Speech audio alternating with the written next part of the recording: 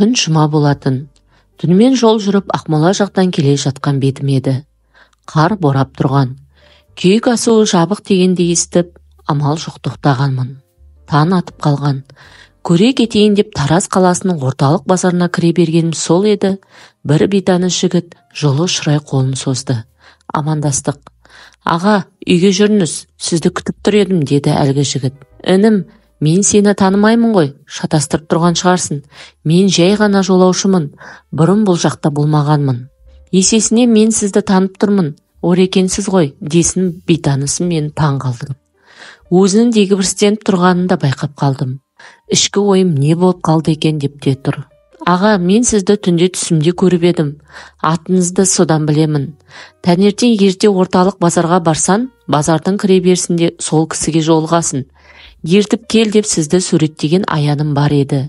Десін бейтаныс жігіт қиылып. Қалған үйге барған соң айтармын. Мен одан сайын таң қалдым. Жарайды, олай болса барайық дедім.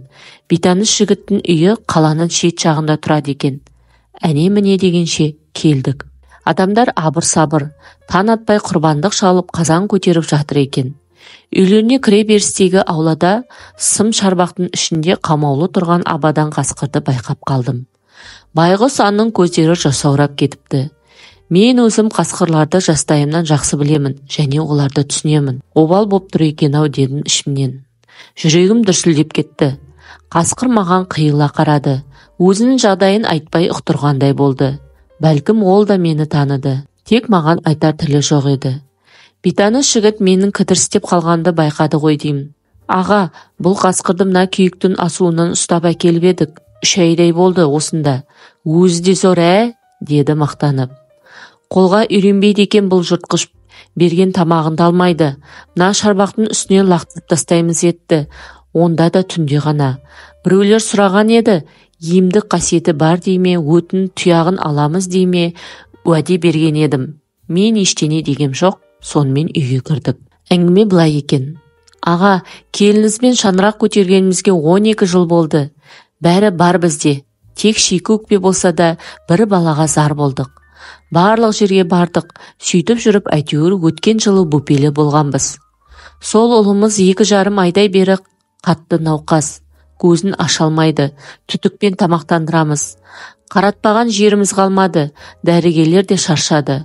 Көрген аянымды өзіңізге айттым. Ендігі сенімім өзіңізде ғана болып тұр. Менің таң қалысым шынына жетті. Бұған не істей аламын деген сұрақ қой.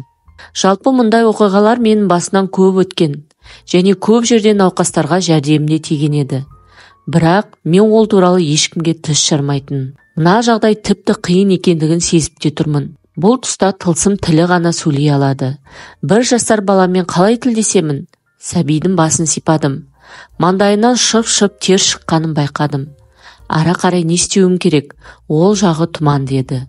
Ойымның бәрі сыртта қамауда тұрған абадан қасқырға қарай бұрыла береді ғой.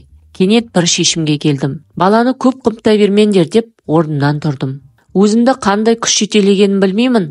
Асығы сыртта тұрған қасқырдың жанына келейін. Не боп қалды деп бейтанысы менің қасыма жүгіріп келді. Босат мына қасқырды дедім. Аға, былайырақ тұрыңыз, майып боларсыз. Менің оны тыңдауға шамам жоқ еді. Көлігінді алып кел. Бейтанысым көлігін алып келгенде, мен қасқырды темір шарбақтан шығарып, желкесінен сипап тұр едім. Күйікке келгенше қасқыр менің қасымда отырды. Күйікте боран тіпті ұрып тұр екен. Мен қасқырды көліктен түсіріп жібердім.